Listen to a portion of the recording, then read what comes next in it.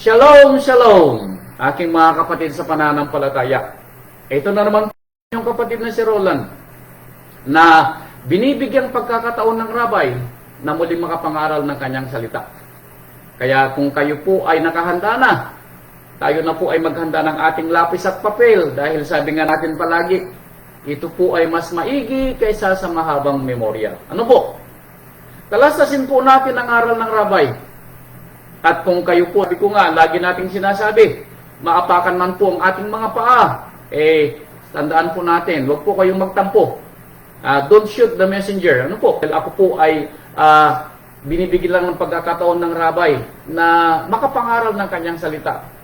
Nagkataon lamang na ako yung napili. Kaya kung maapakan po ang ating mga paa, sabihin po natin na ouch, and then matuto po tayo sa aral. Alam po ninyo, sa pang-araw-araw nating buhay, tayo po ay hindi man natin aaminin o hindi natin napapansin. Tayo po ay namimili araw-araw. At sa ating pagpili, sometimes, tandaan po natin, dalawa lang po palagi ang ating pagpipilian. Ang kabutihan o ang kasamaan. At dalawa din lamang po ang ating patutunguhan balang araw. Ang buhay na walang hanggan o ang pangalawang kamatayan na ito yung dagat-dagatang apoy. Now, ang tanong, parang ganito rin sa pagpili natin sa ating mga asawa. Ano po? Sa dami ng ating mga nanligaw, pinili natin yung asawa natin ngayon. Bagamat may pagkakataon na parang sa pangunawa natin, mali yata yung pagkapili natin. Ano po? Pero wala na tayong magagawa kumbaga. Pag mali man yung ating pagpili, tanggapin natin kung ano yung sinasabing katuturan ng ating pagpili. Ganon din po sa aral ng rabay.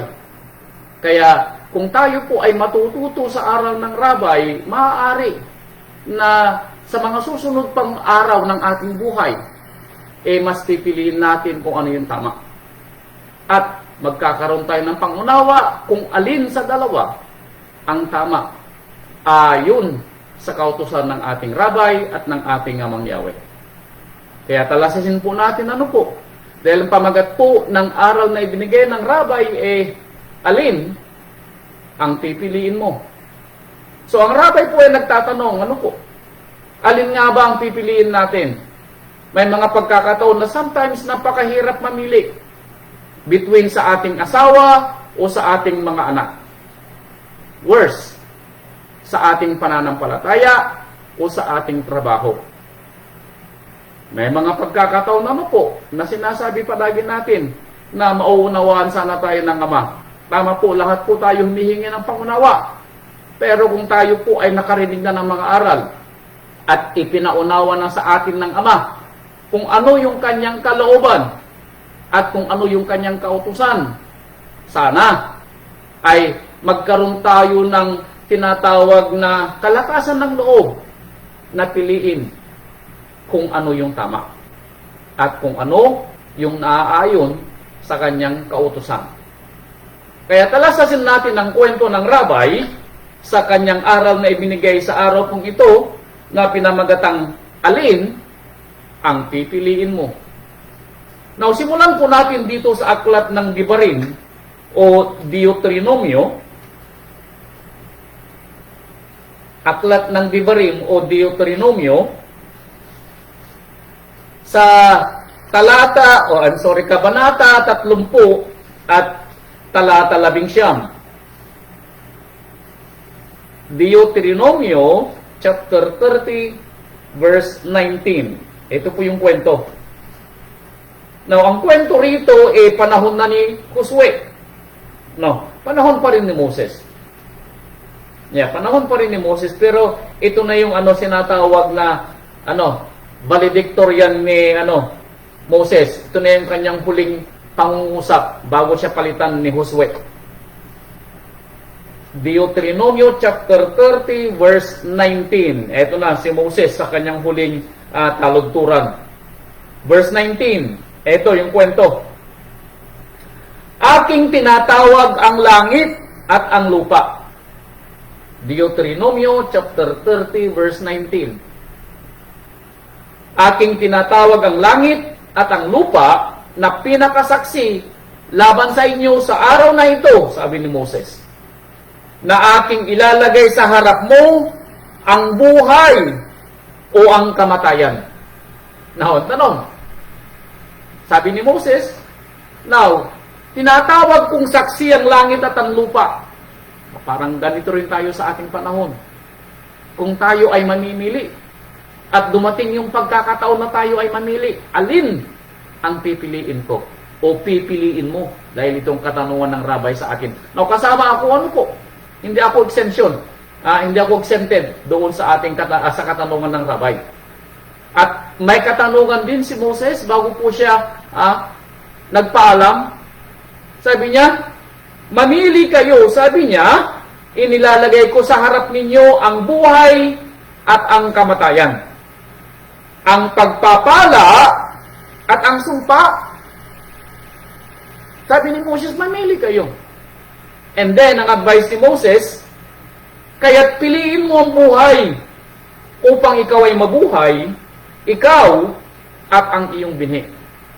Now, ano pong sabi ni Moses? Bagamat inilalagay ko sa harap ninyo ang pagpipili ang dalawa, buhay o kamatayan, pagpapala o sumpa, sabi ni Moses, piliin mo ang buhay para ikaw ay mabuhay kasama ng iyong binhi. Now, kapatid ko, sino ang pinaparinggan dito ni Moses? Yung mga magulang na mag-aaruga at magpapatuloy sa pananampalataya na ibinigay ni Moses na mamanahin ng ating mga anak. Kaya kung paano po tayo manimili, mga magulang, sa ating panahon, apektado pala ang ating mga binhi. Dahil alam natin ang kwento na sila ang magpapatuloy ng ating mga pananampalataya. Kaya kung sa oras na ito na naririnig mo ito, kapatid, abay, kung hindi mo kasamang mga chikiting mo, ngayon pa lang, kunin mo na sila para sa maagang kanilang pagkamulat sa salita ng Ama, hindi na sila mahihirapang mamili balang araw kung mamimili din sila ng pagkakataong ibinibigay din ng ating Ama sa atin. Now, sa ating panahon, ang tanong ni Moses, piliin mo ang buhay. Bagamat pinapamili kita, sabi ni Moses, piliin mo ang buhay. Now, ang tanong, tayo po ba'y nakahanda na mamili ng buhay? Parang sa ating pag-aaral ng Sabbath study, ano po? Mamimili din po kayo kung makikinig kayo sa aral o kayo po ay hindi makikinig sa aral. Dalawa lang po uli ang pagpipilian, ano po? Now, kung kayo man po ay nakikinig, ang tanong, nasa puso ba ninyo yung pakikinig? O baka naman kayo'y nakikinig pero ang puso nyo ay nasa ibang mga pagkakataon? Tayo pa rin po'y mamimili, ano po? Kaya kung kayong mga magulang ay kasama ninyong yung mga anak, ako po'y natutuwa at nagpapasalamat sa rabay. At kung tayo po'y mga magulang na hindi pa po natin naimulat ng ating mga anak, bagamat sila po'y malalaki na, alam po ninyo, wala tayong excuse para hindi po sila ma-reach out. Dahil bagamat hindi nyo sila kasama sa mga bahay, pwede naman nyo silang i-message o tawagan na makinig sa aral. At kung ito man po yung nagawa na ninyo, at hindi pa rin nangyari yung inyong pakiusap sa kanila, kahit po paano, huwag nyo pa rin silang kalilimutang idulog at ipanalangin dahil baka sakali maawa ang Ama at buksan ang kanilang kaisipan. Pero ang katanungan ng rabay, alin ang pipiliin mo? Sa ating panahon, may mga pagkakataong mas pinipili natin ang ating sarili. Nauulitin ko. Sa ating panahon, sometimes pinipili natin ang ating sarili. Anong ibig kong sabihin? Mas pinipili natin yung ating sariling pangunawa kaysa sa pangunawa na ipinapaunawa ng ating Ama sa pamamagitan ng ating Rabbi Yeshua HaMashiach at sa pamamagitan naman ng mga pastol na ipinapadala ng ating Rabbi. Talasasin po natin, ano po? Dahil kung tayo po'y mamimili at kulang tayo sa pangunawa, at dahil tayo kulang sa pangunawa, mali yung ating pagpili. Kaya kapatid ko, kung naririnig mo ang araw na ito, nawa ay magkaroon ka ng pusong mapagpakumbaba na mauunawaan mo ang salitang ipinapahiwatig ng Rabbi, and at the end of the day, matuto kang mamili kung ano yung tama. Kaya sabi ni Moses, piliin mo ang buhay para hindi lang ikaw ang mabuhay, sabi ni Moses, kasama ng iyong binhi. Now, talasasin natin ang kwento ng ibang mga talagturan dito na ibinigay ng Rabbi para maunawaan natin kung ano ang kanyang gustong ipahiwatig. Ano po? Genesis chapter 27 verse 46. Genesis 27 verse 46. Ito. Isang kwento ng isang magulang tungkol sa kanyang anak. And sometimes, alam nyo, nangyayari sa atin to. Aminin man natin o hindi, may pagkakataon na yung ating mga anak, bagamat gaano man yung kagustuhan natin silang turuan, may dumarating na punto na sila po ay nagkakaroon ng tinatawag na katigasan ng ulo. Ito ang kwento ni Rebecca na asawa ni Isaac. Genesis 27 verse 46. Ang kwento rito nang mag-asawa si Esau sa isang babaeng hindi ayon sa ibinigay na pasya o tinatawag na advice ng kanyang mga magulang. Ito sabi niya, at sinabi ni Rebecca kay Isaac, ako'y yamot na sa aking buhay dahil sa mga anak na babae ni Het. Now, anong sinasabi ni Rebecca? Yamot na daw siya sa kanyang mga manugang na babae. At kaninong asawa ang kanyang manugang na kinayayamutan? Sa kanyang anak na si Esau. Bakit nayayamot si Rebecca?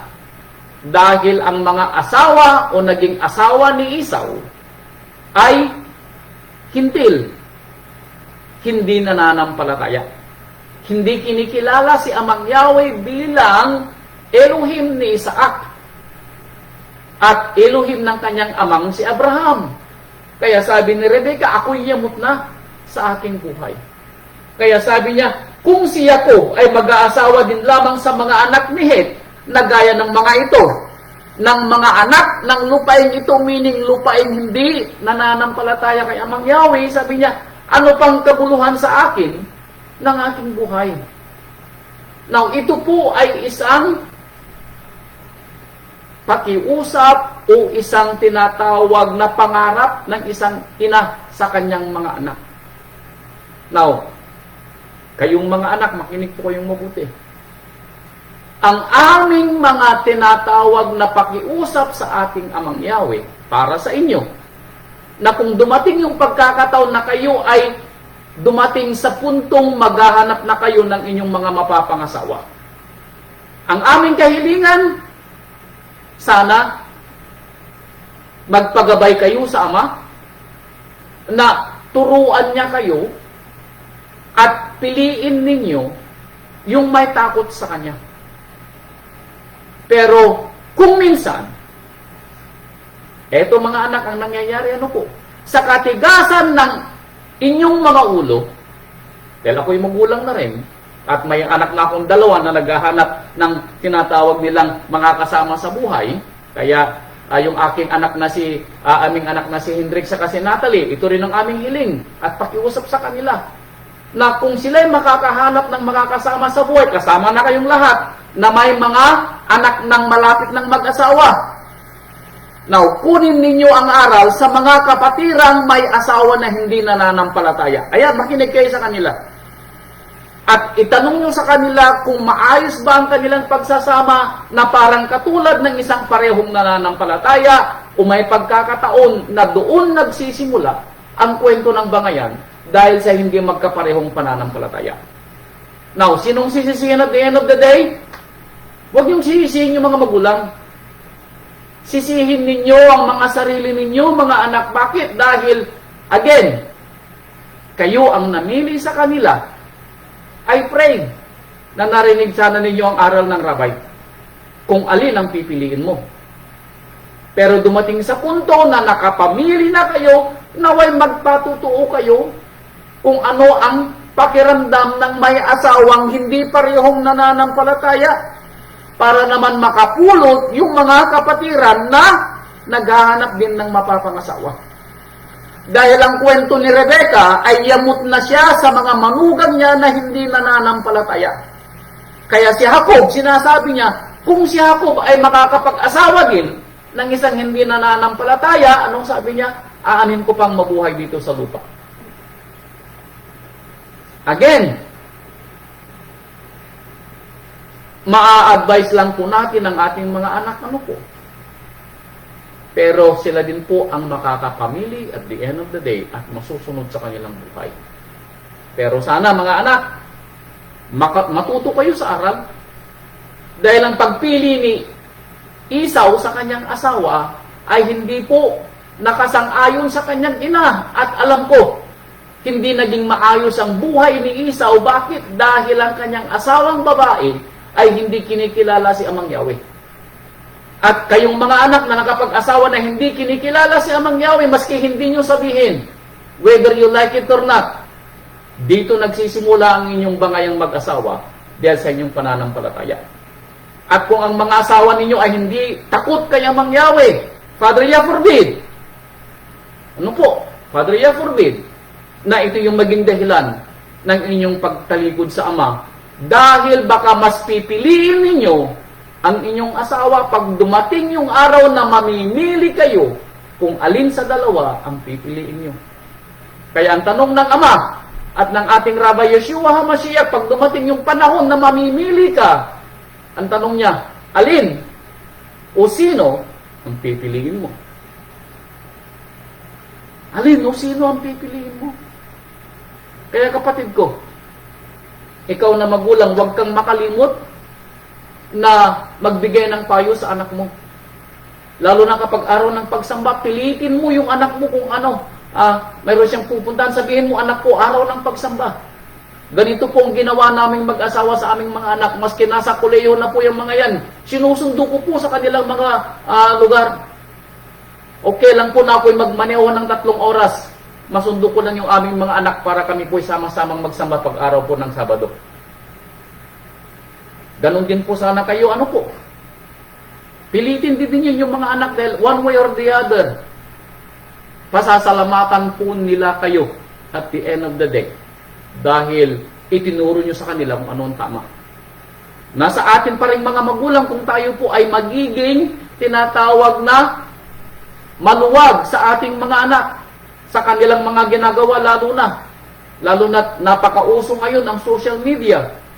Huwag naman po sana na mapabayaan natin mga magulang ang ating mga responsibilidad sa ating ama dahil ang una nating responsibilidad sa kanila ituro sa kanila kung ano ang mga bagay na nasa kalooban ng ama at ipangaral natin sa kanila na ito'y gagawin nilang panuntunan sa buhay balang araw. Kaya sabi ni Rebecca, aanin ko pang mabuhay kung ang aking mga magiging mga manugang ay hindi nananampalataya. Ano po? Sunod na kwento. Mga Awit chapter 30 verse 5. Eto. Mga Awit chapter 30 verse 5. Ano naman kayang pagpili dito ang gagawin natin? Eto. Mga Awit chapter 30 verse 5. Narinig nyo na ito. Nawan tanong, nauunawaan ba natin ang kwento ng chapter 30 verse 5? Eto, Awit 30 verse 5. Sapagkat ang kanyang galit ay sandali lamang, ang kanyang paglingap ay habang buhay, pag-iyak ay magtatagal ng magdamag, ngunit kagalakan ay dumarating sa kinaumagahan. Now, ano pong sabi niya? Ang pag-iyak po, sabi niya, ay magtatagal ng magdamag. Now, ang tanong, pag dumarating tayo sa puntong tayo'y binabagabag ng mga pagsubok sa buhay, o tayo'y binabagabag ng maling desisyon po natin sa buhay, at dumarating yung tinatawag na consequences ng ating maling desisyon. Ang tanong, hanggang kailan natin iindahin ang ating tinatawag na bagabag? Yung suliranin natin na nakakaapekto sa ating pagmamahalan bilang mag-asawa. Yung ating naging desisyon na naging dahilan kung bakit nababagabag tayo sa pagpapalaki natin sa ating mga anak. Iindahin ba natin to habang panahon o bibigyan natin ng ending?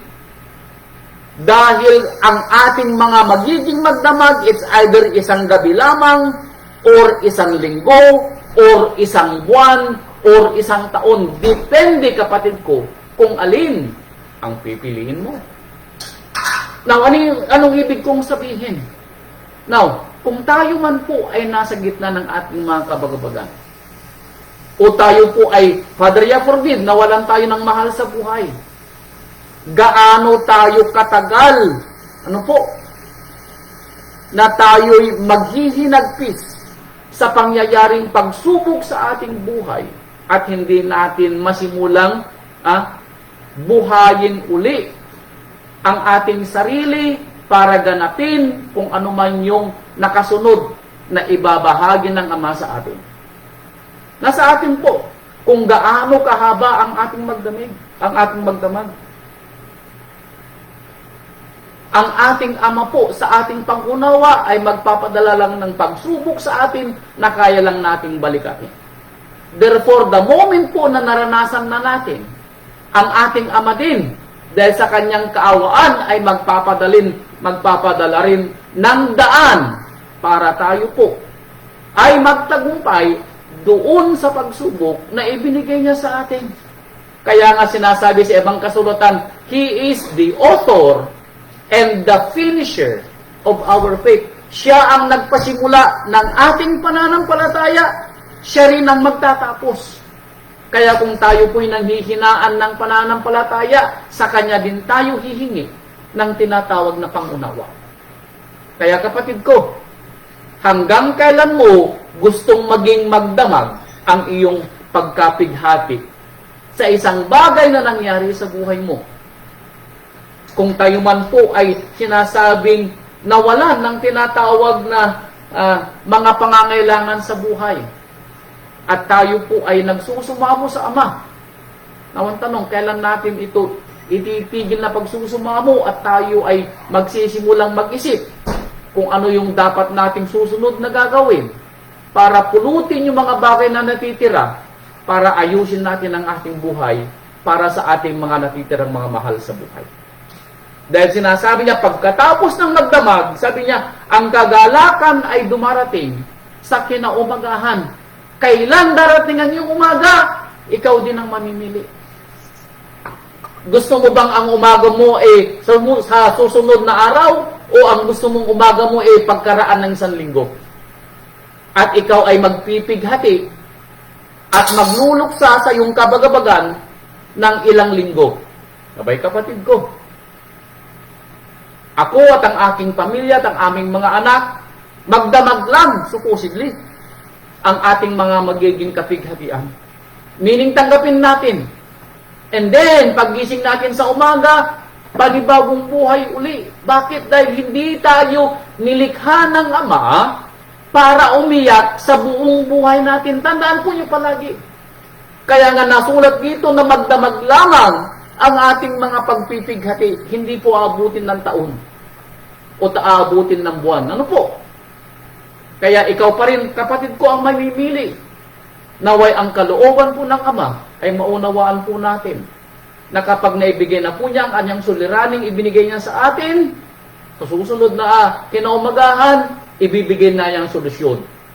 Depende sa ating mga magiging pananaw sa buhay. Ano po? Kaya talasasin mo, kapatid ko, kung hanggang saan ang pagkapighati at hanggang saan yung solusyon na hinihingi mo, depende pa rin sa pagpili mo. Sumunod, awit pa rin, chapter 34 verse 12. Awit 34 verse 12. Ito pang dagdag. Awit 34 verse 12. Ito, sabi niya, sinong tao ang nagnanasa ng buhay at umiibig sa maraming kaarawan upang makakita siya ng mabuti? Now, sino daw sa inyo ang nagnanasa ng buhay? Sino sa atin ang gusto ng buhay na walang hanggan? Taas ang kamay. Pero, gusto mo rin ng maraming kaarawan at makakita ka ng mabuti, meaning, hindi lang buhay na walang hanggan ang gusto mong makamit. Gusto mo ring makamtan yung lahat ng kabutihan na nakikita mo dito sa sanlibutan. Now, mamimili ka, kapatid ko. May pagkakataon na ito ibibigay ng Ama pareho. Pero may pagkakataon na sometimes, kailangan tayong mamili. Sometimes, kailangan tayong mamili. Pag dumarating ang punto na tayo ay mangingilin ng araw ng kanyang pagsamba. Nagkataon naman na meron kang trabaho. Now, alin ang pipiliin mo? Now, yung kagustuhan mong mabuhay ng walang hanggan dahil sa pagsunod mo sa kalooban ng Ama, o dahil sa kagustuhan mong mayroon kang pinapangarap na mabiling material na bagay dito sa buhay mo sa lupa. At ito'y mangyayari lamang kung ikaw naman ay maghahanap buhay sa araw ng Sabado. Now, alin sa dalawa ang pipiliin mo? Yung buhay na walang hanggan o yung kaayusan ng buhay mo dito sa lupa, pansamantala, na ibibigay ng yung bibilhing gusto mo na sa pangunawa mo ay makakabuti para sa iyo. Dumarating sa punto, mga kapatid ko, na sometimes mas pinipili natin, aminin man natin yun o hindi, at ayon sa aking obserbasyon, mas marami sa atin ang pumipili ng sinasabi nating pansamantalang kaligayahan na ibinibigay ng ating buhay dito sa lupa. Sometimes kulang tayo sa pangunawa. Hindi natin napag-uunawa yung salitang pansamantala at yung sinasabing buhay na walang hanggan. Sometimes, pinipili natin yung pansamantala. Bagamat alam na nating pansamantala, pero hindi ko alam kung anong mayroon sa ating mga puso. At mas gusto natin yung pansamantala kaysa sa buhay na walang hanggan na that is forever. Bakit tayo nahuhumaling sa pansamantala? Ito ay dahil sa ating sariling pangunawa na ito'y mas makakabuti sa atin. Kaya kapatid ko, mamili ka. Kung gusto mo'y pansamantalang kaligayahan na makikita mo't mararamdaman sa mga material na bagay at mga anik-anik sa buhay na ibinibigay ng pansamantala nating buhay dito sa lupa, o ang buhay na walang hanggan na ang kaakibat naman nito ay pagsunod sa kautusan ng Ama, at sometimes kailangan natin ng sakripisyo. Ang tanong, alin sa dalawa ang isasakripisyo natin? Ang buhay na walang hanggan o ang pansamantalang kaligayahan? Mamili ka, kapatid ko. Pero ipinapaunawa ng Ama, kung ito'y naunawaan mo na ang mga pansamantalang nakikita mo sa lupa, balang araw, ayon sa sulat na Apostol Pedro na ipinangaral na sa atin, ay inihahanda sa apoy na ipapadala ng Ama para sunugin ang sanlibutan balang araw. So kung ganito ang kahihinatnan ng mga pansamantalang kaligayahan na iyong pinagsisikapang maabot dito sa lupa, alin kaya dito, kapatid ko, still ang pipiliin mo? Ang pagsunod sa kalooban ng Ama o ang pansamantalang kaligayahan na sometimes ay nagiging dahilan para isakripisyo natin ang ating pananampalataya? Mamili ka, kapatid ko. Again, tinatanong ng rabbi, alin dito sa dalawa ang pipiliin mo? Alin sa dalawa? Proverbio chapter 18, verse 21. Ito, Proverbio 18:21. Na kapatid ko pinapamili ka ng ama at ng ating rabay. Pero sinasabi din niya, at the end, na kung alin ang pipiliin mo. Abay, nasa iyo na kapatid ko, kung hindi ka makikinig sa aral. Dahil nasusulat na may daang matwid sa paningin at pangunawa ng tao, baka sa pangunawa mo, mas gusto mo yung isa. Pero ito'y sa pangunawa mo na sinasabi ng kautusan at ng kasulatan, may daang matwid sa paningin at pangunawa ng tao, na sa pangunawa niya ay matwid, pero hindi niya alam na ang dulo nito ay kamatayan. Kaya kapatid ko, magdili-dili ka sa desisyon na pipiliin mo. Sumunod na kwento. Proverbio chapter 18 verse 21. Yan natin. Tabi-tabi po, ano po? Kawikaan 18:21. Sabi niya, kamatayan at buhay ay nasa kapangyarihan ng dila. Ouch. Ang buhay daw at kamatayan ay nasa kapangyarihan ng dila. Sa bunga ng kanyang mga labi, at ang nagsisiibig sa kanya ay magsisikain ng kanyang bunga. Ang ating dila ay pwedeng bumuhay o pumatay ng kapwa. Now, kapatid ko, alin ang ilalabas mo sa dila mo? Ang buhay na nagbibigay ng pagpapala mula sa Ama o ang kamatayan na ito'y galing sa demonyo? Now, mamili ka, kapatid ko. Ulitin ko, pinapamili ka ng rabay. Alin ang pipiliin mo? Now, bakit sinasabi ito ng rabay? Dahil ayon din sa sulat ni Apostol Santiago. Kung merong isang bagay na napakahirap kontrolin ng tao ay ang kanyang dila. Totoo. Sometimes sa galit po natin, lumalabas yung mga salitang hindi dapat lumabas sa mga bibig ng isang tunay na nagsasabing anak sila ni Amang Yahweh. Alam po nyo kung ano nakakalungkot isipin? Na tayo po ay nagsasalita sa salita at pangalan ng Ama, pinupuri natin siya, humihingi tayo ng pagpapatawad sa ating sariling bibig. And then, kamukat-mukat after 1 hour or 2 hours of pagkalipas ng isang araw, ang bibig din na ito, na humihingi ng pagpapala sa Ama, ay siya ring salitang o bibig na ginagamit na inilalabas natin ang salitang hindi dapat lumabas na parang sumpa sa pakinig ng iba. Sabi nga natin na Apostol Santiago, pwede bang lumabas sa isang gripo ang tubig na matamis at ang tubig na maalat? Pwede po ba daw? Sabi ni Santiago. Hindi, ano po? Pero pwede sa tao. Pwede sa tao, bakit? Dahil ang tao sometimes, ano po?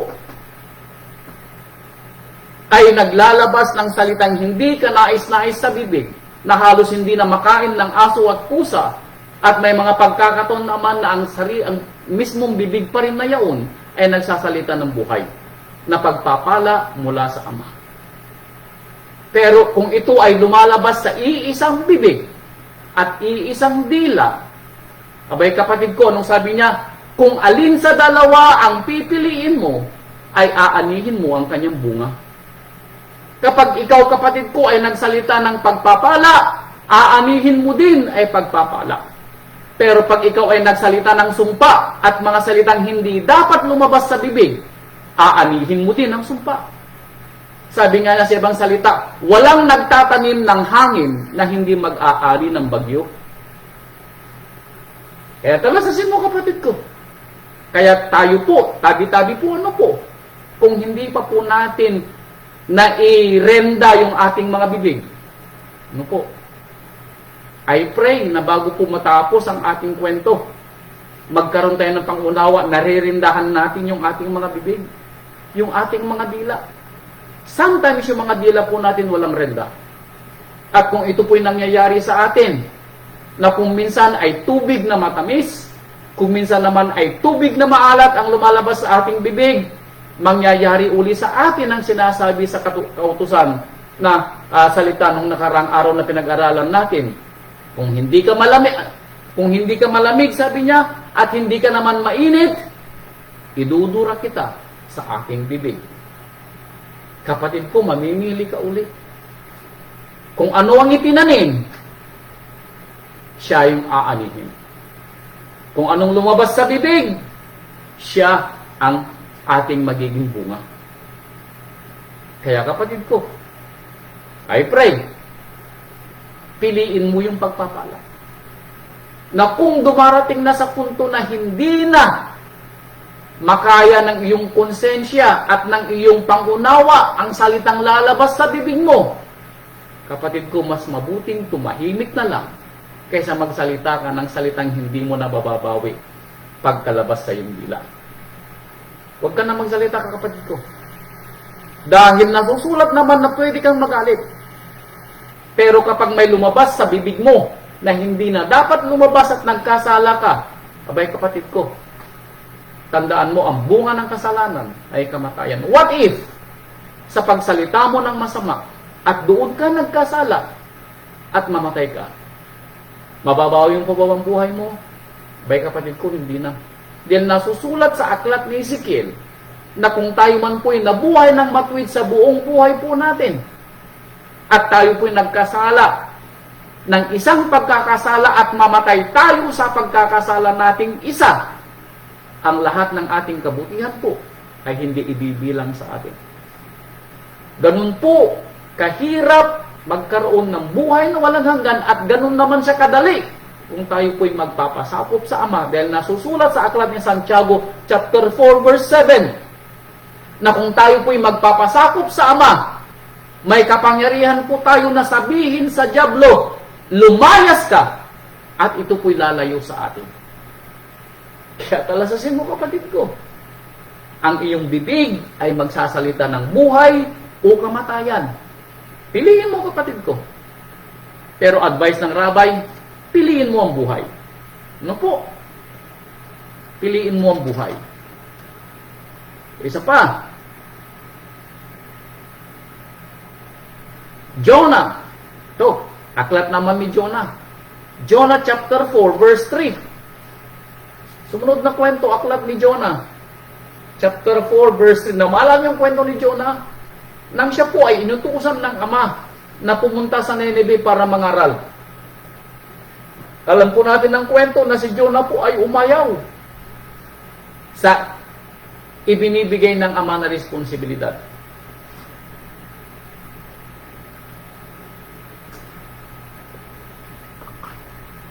At siya po ay lumayo at nagpakalayo-layo sa kanyang pangunawa. Pero hinabol pa rin siya ng Ama. You can run, sabi nga, but you cannot hide. Maalala niyo yung aral ko na yaon? You can run, but you cannot hide, sabi ng ating Ama. Ha? Kaya sabi niya rito, chapter 4, verse 3, eto ang sabi ni Jonah.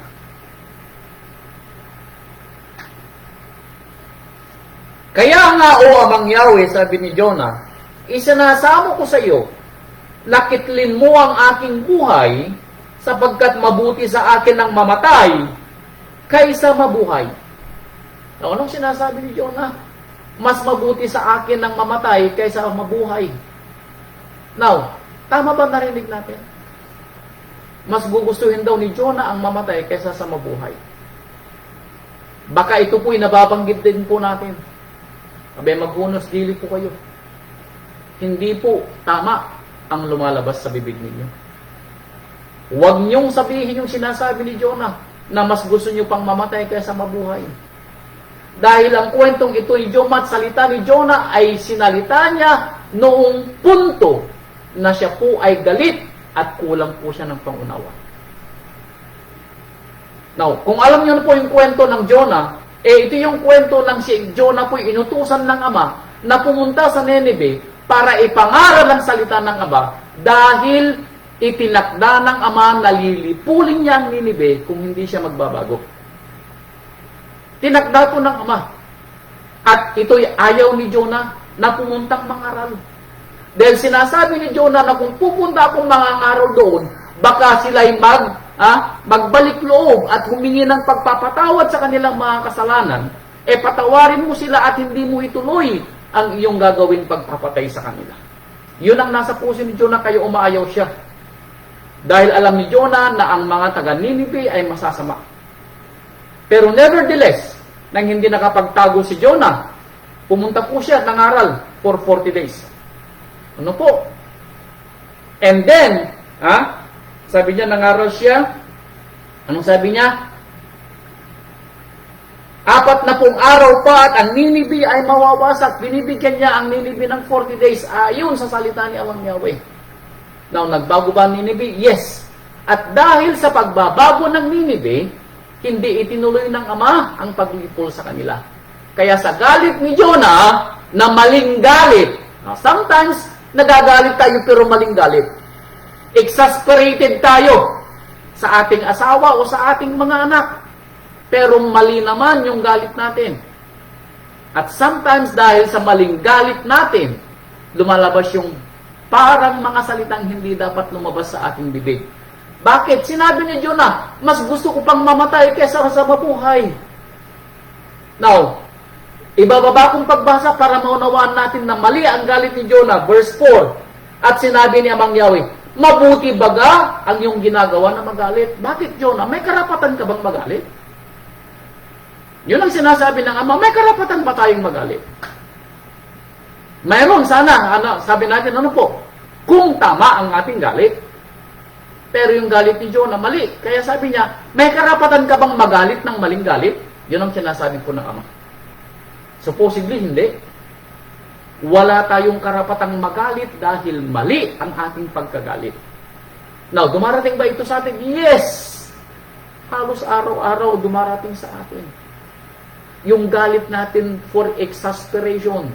Kawalan ng pagtitimpi, kawalan ng tinatawag na pasensya. Yun yung galit natin. Maling galit. Bakit? Dahil ang isang tunay at tapat na lingkod ng Ama, may pasensya.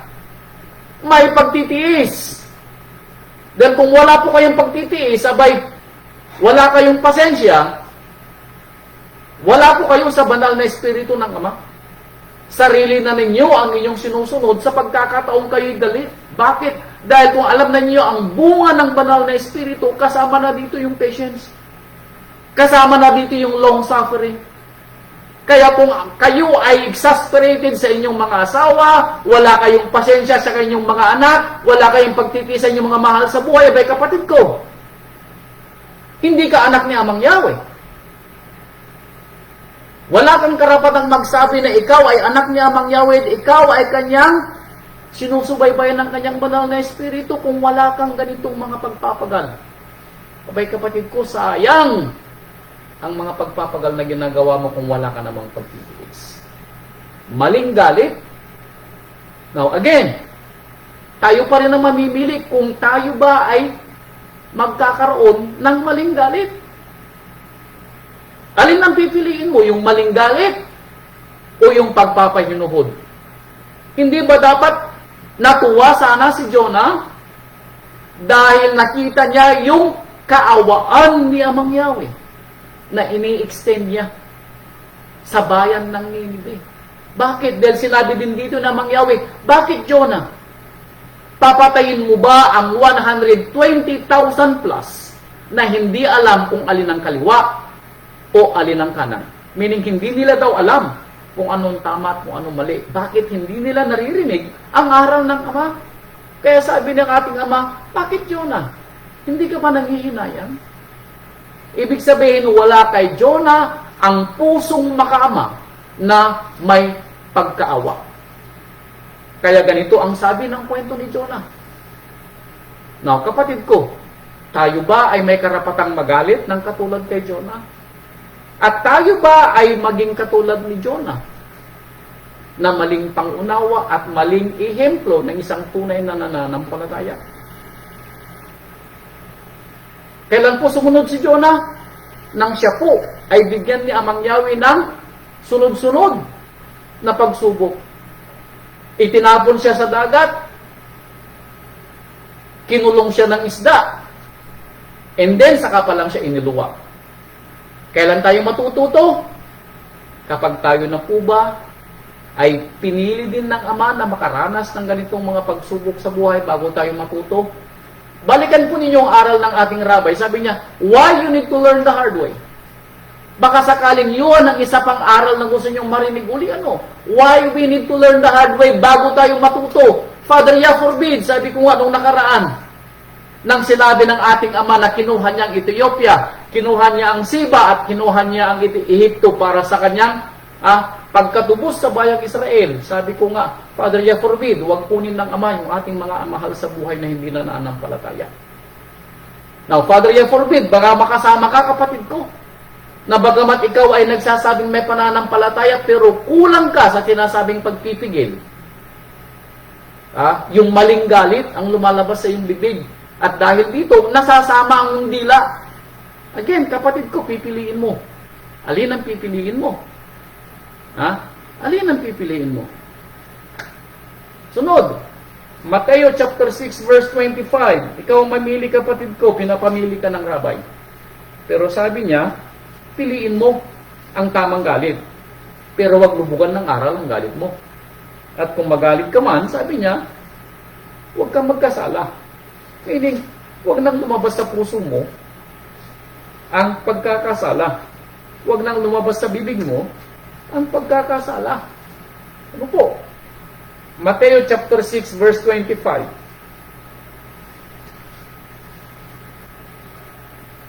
Mateo 6:25, ito uli ang sinasabi niyang pagpili. Mateo 6:25, sabi niya rito, kaya nga sinasabi ko sa inyo, huwag kayong mga balisa sa inyong pamumuhay, kung ano baga ang inyong kakanin, o kung ano ang inyong iinumin, kahit ang inyong katawan, kung anong inyong darantin. Hindi baga mahigit ang buhay kaysa pagkain, at ang katawan kaysa sa pananamit? Again, mamimili kayo, sabi ng rabbi. Hindi ba mas mahalaga ang buhay kaysa sa, ano sabi niya? Pagkain? Pero sometimes, mas pinipili natin yung pagkain. Ano po? Na tayo mabubuhay for a day. Hindi yung buhay na walang hanggan na tayo mabubuhay forever. Now, alam niyo po, nakakatuwa ano po. Hindi ko alam kung tayo ay kinukulang sa pangunawa o it is our nature na piliin kung ano yung nakikita lang natin sa harapan natin. Ang nakakatuwa ano po parang sa araw ng pagsamba, dahil alam po ninyo, sa aking obserbasyon at sa aking pagiging pastor for 29 years, dahil ako po'y pastor nung 25 years, dahil ako po'y na-ordain ng pastor noong 1998. For more than 25 years, ang lagi kong napapansin na mas una nating nasasalaulat na nasalangsang ay ang araw ng pamamahinga.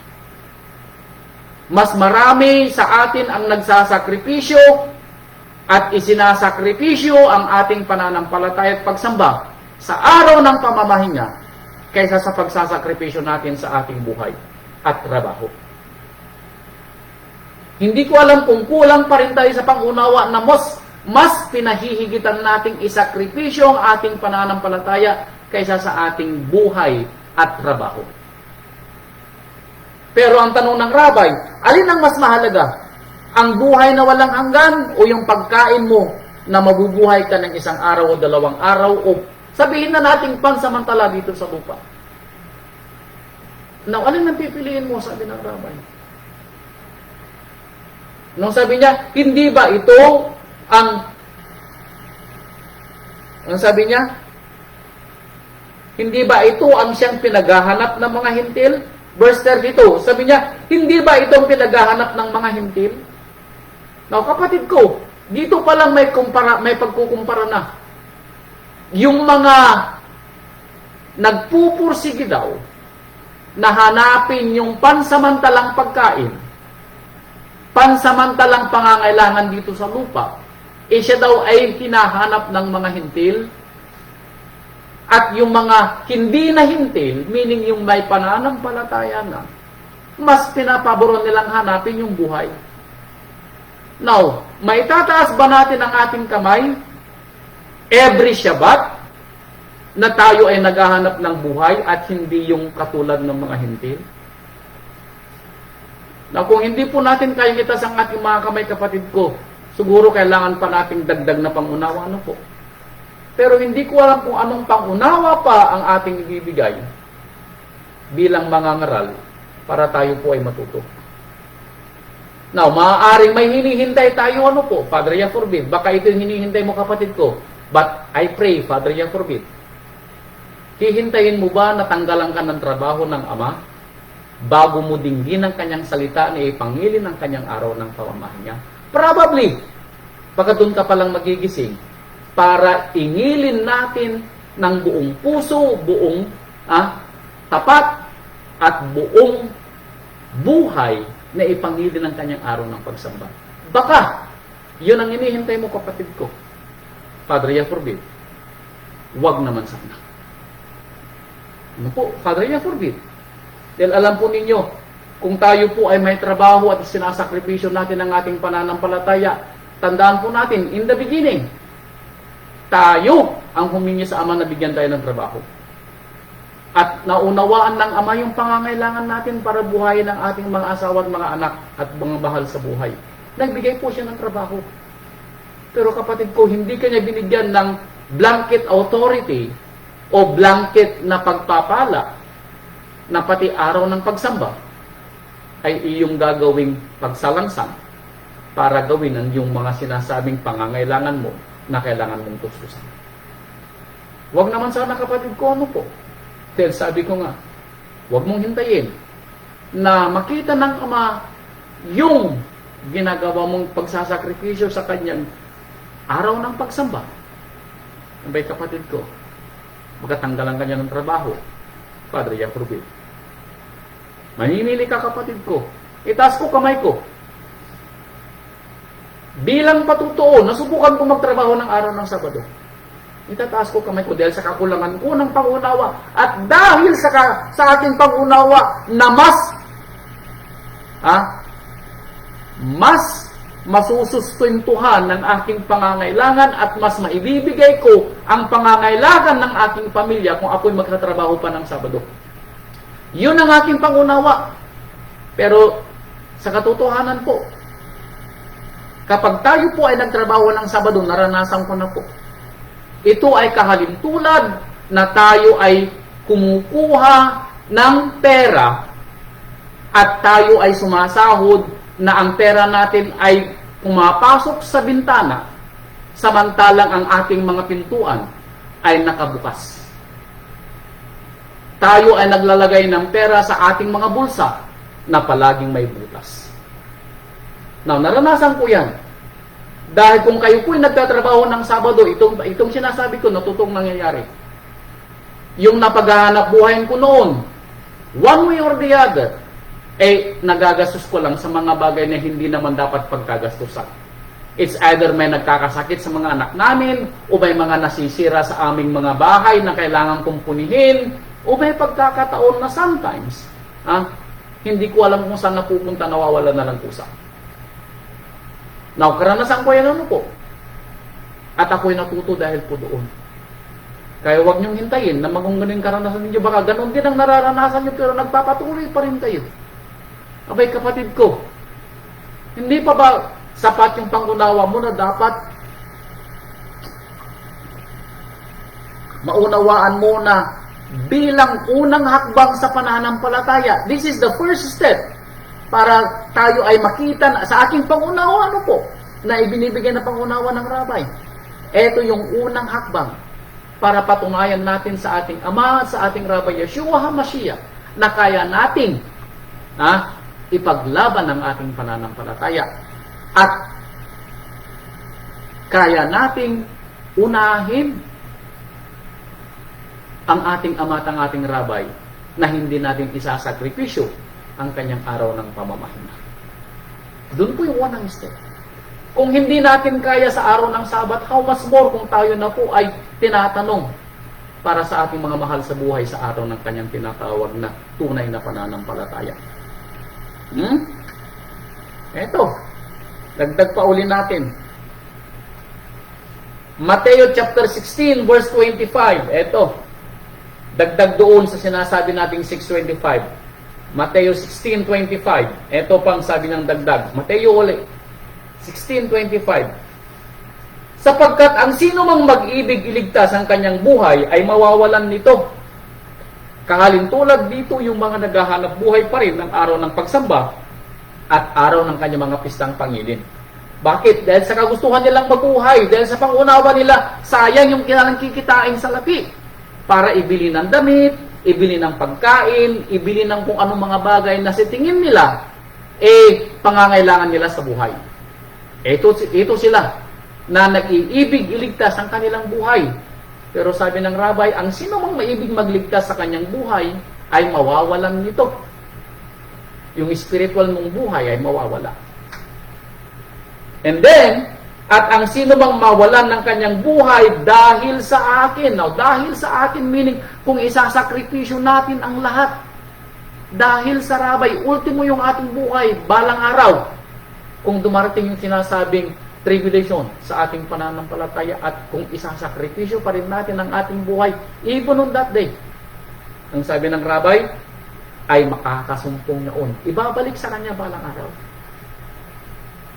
Nabay kapatid ko, kung hindi pa ito pangunawa para maunawaan mo kung gaano yung pagpipiling gagawin mo, alin ang pipiliin mo? Yung buhay na walang hanggan o yung pansamantala muuling mga anik-anik sa buhay at mga iniisip mong pangangailangan mo dito sa lupa? Uulitin ko uli, ano po? Bagamat nasabi ko na itong nasa sermon, alam po ninyo, kung pangangailangan lamang po ang ating pangangailangan, andyan, patutuon ni Nanay Imbe, kung pangangailangan lang po natin ang ating pangangailangan, mabubuhay po tayo. Hindi po magpapabaya ang Ama sa atin kung pangangailangan lang po natin yung ating mga hinihingi. Basic needs, ibibigay po ng Ama. Pero alam niyo po bang dahilan kung bakit nasasalaula natin ang kautusan ng Ama? Dahil po sa ating mga anik-anik sa buhay. Dahil po sa ating mga wants sa buhay. Now, tayo din ang nagpataw ng ating mga wants sa buhay. Tayo din ang nagpataw. Alam po ninyo, dati-rati, siguro, nagkakasya ang sahod mo nung namumuhay ka ng simple. Pero dahil sa mga anik-anik mo sa buhay, nagdagdag ka ng aircon sa bahay, nagdagdag ka ng kotse sa bahay, nagdagdag ka ng mga appliances na utang sa bahay. So lahat, idinagdag mo, burden sa buhay mo. Dahil dito, nagkukulang ka na ng sahod. Nagkukulang na yung pagpapalang dati na may sobra kahit pa paano, ngayon kulang na. Now, ang tatanong mo sa sarili mo, pinapabayaan ka na ng Ama. Itatanong mo sa sarili mo, siguro ito ay kailangan ko nang magdagdag pa ng trabaho. Dahil ginusto naman ng Ama na ako ay magkaroon ng sasakyan. Ginusto naman ng Ama na ako ay magkaroon ng malapalasyong bahay. Abay kapatid ko, ulitin mo uli yung sinabi mo. Dahil kung bibigyan mo ng pangunawa, ang ating rabay ay hindi tumira sa palasyo. Hindi kagustuhan ng Ama sa ating pangunawa na tayo po'y mamuhay ng marangya na hindi naman natin kaya. Actually, wala kang mababasa sa Biblia na ini-a-advise ng mga apostol na tayo ay mamuhay ng sobra. Walang sinasabi. Ang mababasa mo, mamuhay ng simple. Yun ang mababasa mo. Ehemplo ng rabay. Ehemplo mo ang rabay, kapatid ko. Ayon sa kwento, iisa ang kanyang damit, iisa ang kanyang sandalyas. Sinabi pa nga niya sa ibang kasulatan, ang anak ng tao ay walang mahiligan ng kanyang ulo. Meaning, wala siyang permanenteng bahay kung saan-saan lang siya nakikitulog. Tapos sasabihin mo, ginusto ng Ama na magkaroon ka ng palasyo. Abay kapatid ko, ikaw ang may gusto, hindi ang Ama.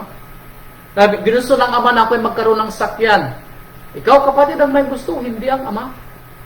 Kaya huwag mong isasabihin nagkagustuhan ng Ama na hindi kapatid ko, ulitin mo ulit. Baka mali yung pangunawa na ibinigay sa iyo. Now, hindi ko sinasabing huwag kang magkaroon ng sakyan. Dahil kami may sasakyan. Pero out of necessity ang aming mga sasakyan dito. Pwede kaming mamili ng mga sasakyan. Pumunta lang kami sa kasa. Maglalabas kami ng bagong sakyan. Pero kung makikita yung sakyan ng asawa ko, yupi-yupi. Yung sakyan ng asawa ko. Dahil ang aking pangunawa, as long as ligtas na makakarating ang aking asawa, tinanong ko nga yung asawa ko minsan, darling, gusto mo ba ng bagong sakyan? Sabi ng asawa ko, no, dahil ayaw kong magbayad. Ganun po dapat, ano po? Ha? Kung kayo po ay may pagpipilian na makakatipid, piliin po ninyo. Huwag po niyong ipataw sa inyong strain ng financial stability, yung inyong mga pera na inyong hinahanap buhayan, mas marami po yung gastos kaysa sa pumapasok. Financial 101. Ano po? Kayong mga asawa, ingatan po ninyo kung paano kayo mag-budget dahil ito yung isang simula para ito'y maging mas mabuting, mas sinasabi nating pagsasamang mag-asawa kung marunong kayong mag-budget. Again, kayo pong mamimili ng uri ng buhay na inyong buhay. Alin ang pipiliin mo? Ang buhay na bulagsak, na maraming mga wants, or buhay na simple, pero maayos. Tandaan po ninyo, kayo pa rin ang mamimili, ano po? Kaya ang sabi niya, ang sino mang naghahanap ng buhay ay mawawalan dito. Ang sino mang naghahanap mo mawawalan dito, sabi ng ating rabay. Sunod. Mateo chapter 19 verse 29. Mateo 19 verse 29. Mateo uli 19:29. 19:29 sabi niya,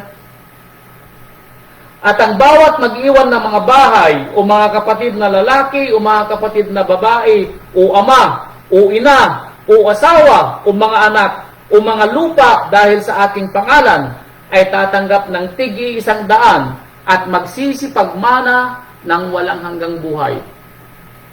Narinig po ninyo, ano po? Kung kaya daw nating iwan ang ating mga bahay, mga kapatid na lalaki at babae, mga ama, ina, asawa, anak, lupa, pag-aaring material, dahil sa kanyang pangalan, ay magkakaroon ng buhay na walang hanggan.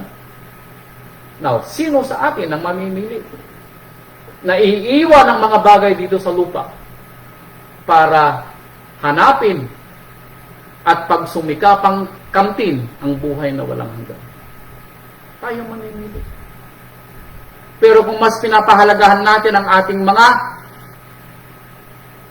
bahay, mga asawa, kapatid na lalaki, mga magulang, kapatid na babae, mga anak, mga lupa, mga kayamanan dito sa lupa, abay kapatid ko, hindi ka karapat dapat sa buhay na walang hanggan. Kung hindi ka karapat dapat sa buhay na walang hanggan, anong nararapat sa'yo? Dagat-dagatang apoy, dalawa lang po yun. Tandaan nyo palagi, dalawa lang ang pwede nating puntahan.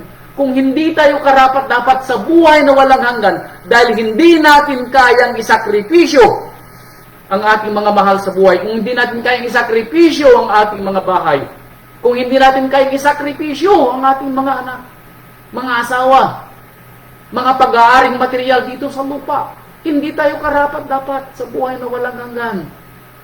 At ano ang pwedeng mayroon lang sa atin na karapat dapat? Dagat-dagatang apoy o impyerno.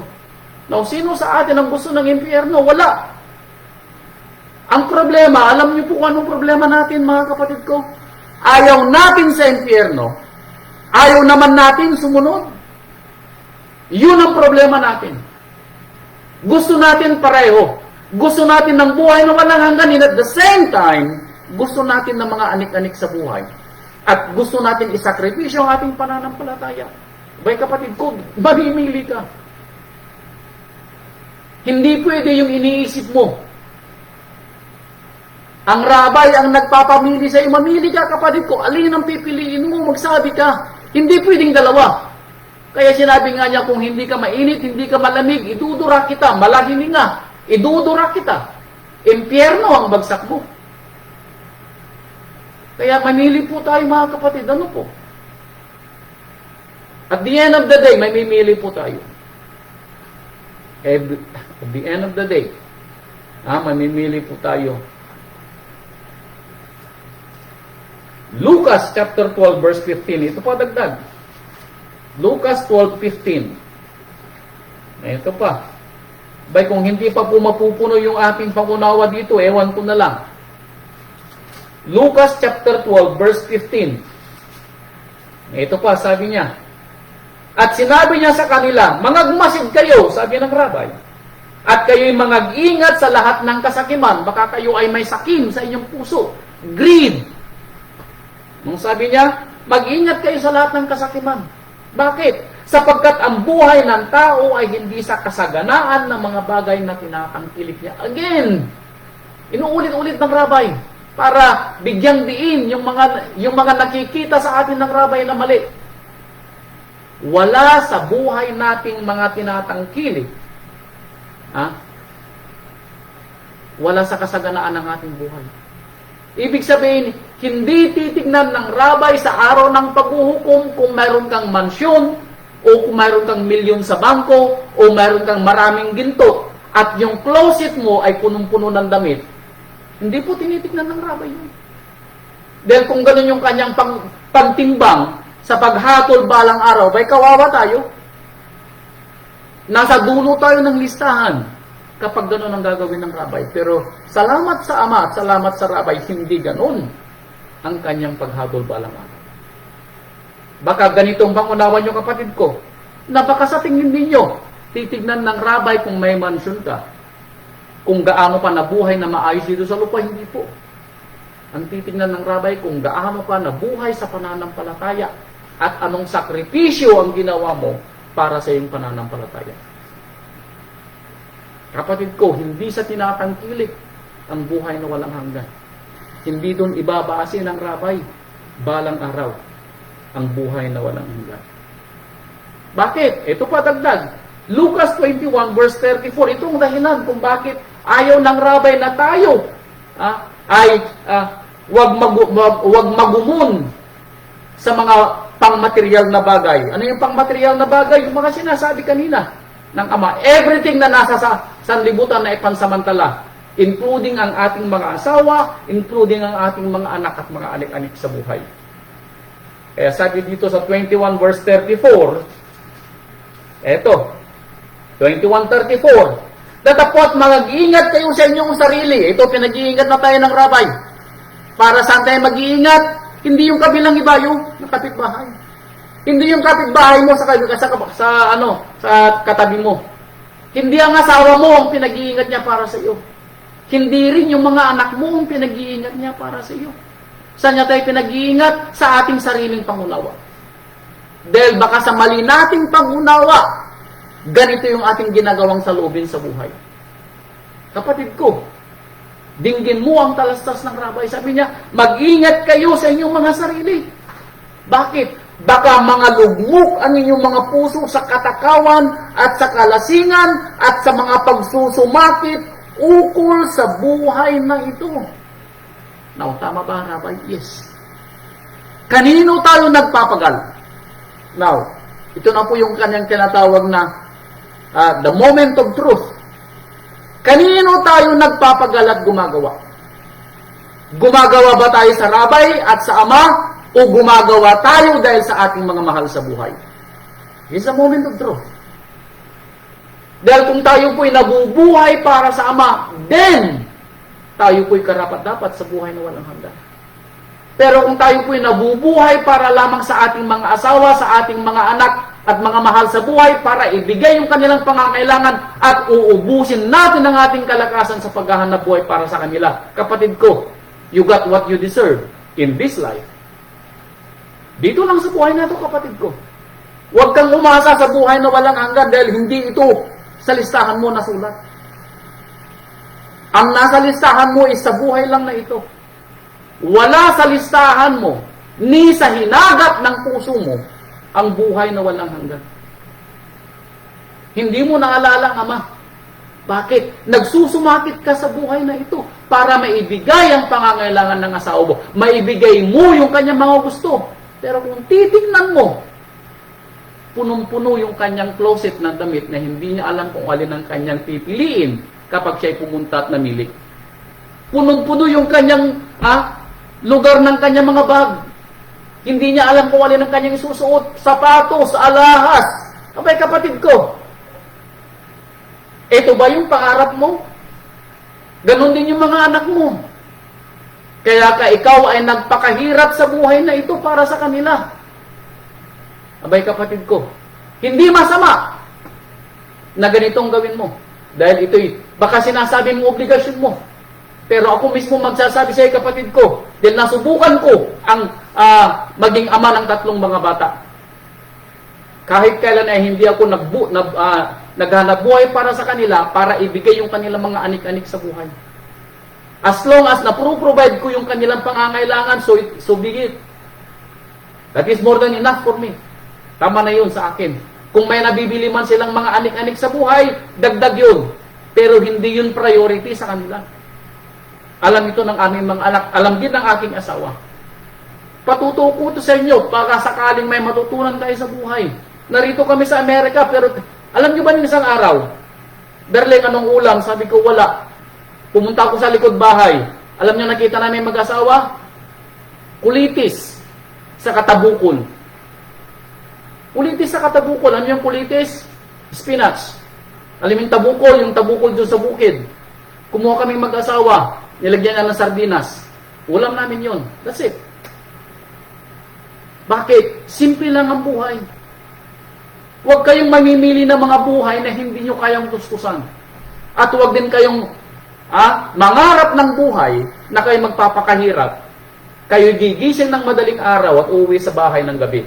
Kapatid ko, hindi. Hindi kayo nilikha ng Ama para mabuhay at gumanap ng buhay. Meaning, mabuhay para magsipamuhay. Tama ba? Hindi tayo nilikha ng Ama para lang maghanap buhay. Ayan, mas maganda. Nilikha tayo ng Ama para siya ipagsilbihan. Yun ang first and foremost na obligasyon natin. Maalala niyo yung kwento sa Ecclesiastes? Ito ang wakas na mga bagay. Matakot ka sa Ama, sabi niya, at ganapin ang kanyang kautusan. Bakit? Dahil ito ang kabuuan ng tao. Sa ibang mga talata, ito ang katungkulan ng tao. Hindi ang mabuhay ng masagana at ubusin natin ang ating kalakasan sa paghahanap buhay. Kapatid ko, hindi. Kaya sinasabi ng ating rabay, baka malugmok ang ating mga puso at sabihin natin sa ating mga puso na ang pagsusumakit natin sa buhay lang na ito ang ating share dito sa lupa. Hindi. Bakit? Dahil kapag ganito ang pangunawa mo sa Diyan, darating na bigla sa inyo ang araw na yaon na gaya ng silo. Baka masilo ka kapatid ko, it's too late. Bakit? Dahil hindi mo na alam kung paano bumalik. At marami sa mga kapatiran po natin ang nangawala sa pananampalataya dahil nasilo sila ng buhay na ito at hindi na sila nakabalik. Father, forbid, huwag namang mangyari sa inyo.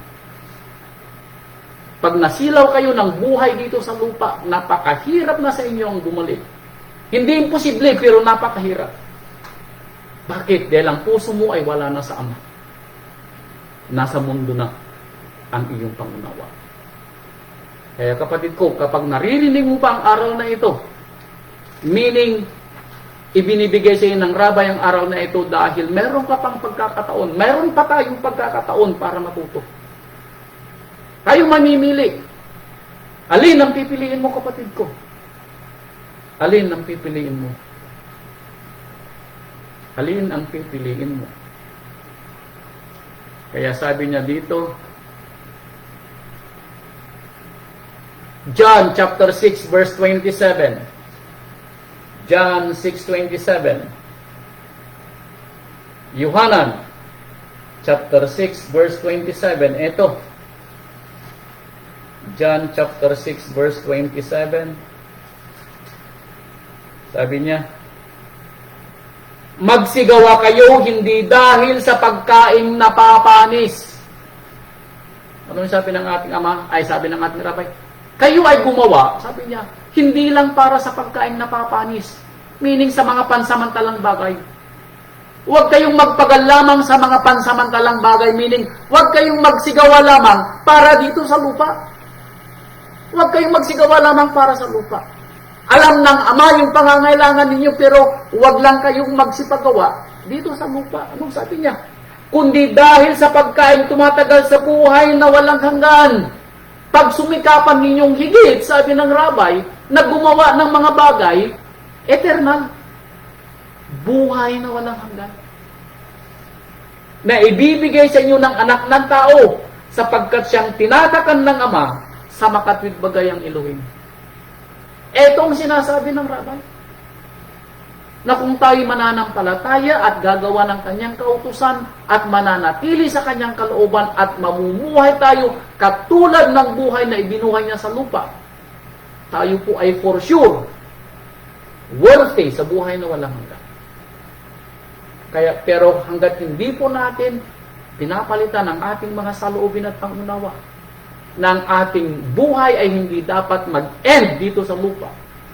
At ang ating mga ginagawang paghahanap buhay at pagpapagal ay hindi lamang mag-i-end dito sa lupa. Then, may isip siguro natin na hindi natin kayang isakripisyo ang ating pananampalataya. Sana, matuto tayo na kung tayo mang pinagsasakripisyo ng ating pananampalataya sa mga nakaraang mga araw, hoping and praying na at the end of this sermon, pagkatapos po ng aral ng rabay, tayo na po ay magkaroon ng tinatawag na stand sa buhay, yung ating kasiguruhan na desisyon sa buhay. Never again na isasakripisyo natin ang ating pananampalataya. Never again na isasakripisyo natin ang pananampalataya dahil sa ating mga mahal sa buhay. Anong ibig kong sabihin? Yung uunahin natin ang ating mga mahal sa buhay bago ang ating pananampalataya. Huwag naman sana. Yung mamimili tayo sa mga mahal natin sa buhay bago yung ating pananampalataya. Huwag naman sana. Ngayon pa lang, magkaroon na tayo ng salitang yes or yes, no or no. Maging tayo po ay maging firm sa ating pananampalataya. Ganapin natin ang ating pananampalataya ng may pagtitiis. Sometimes, baka matay may sakripisyo at umiiyak, pero kasama ito sa sakripisyo ng ating rabay. At kasama tayo sa magsasakripisyo balang araw kung kinakailangan. Ano po? Kaya mga kapatid ko, huling talata ko na dito sa Revelation o Pahayag chapter 22 dalawang babasahin ko. Revelation chapter 14 verse 12, para maunawaan natin yung mga dapat nating gawin para sa buhay na walang hanggan. Revelation 14 verse 12, tayo daw ay mga banal. Paano natin i-clarify at i-distinguish ang ating mga sarili bilang isang banal na lingkod ng ating rabay? Eto, Pahayag chapter 14 verse 12, narito ang pagtsatsaga ng mga banal.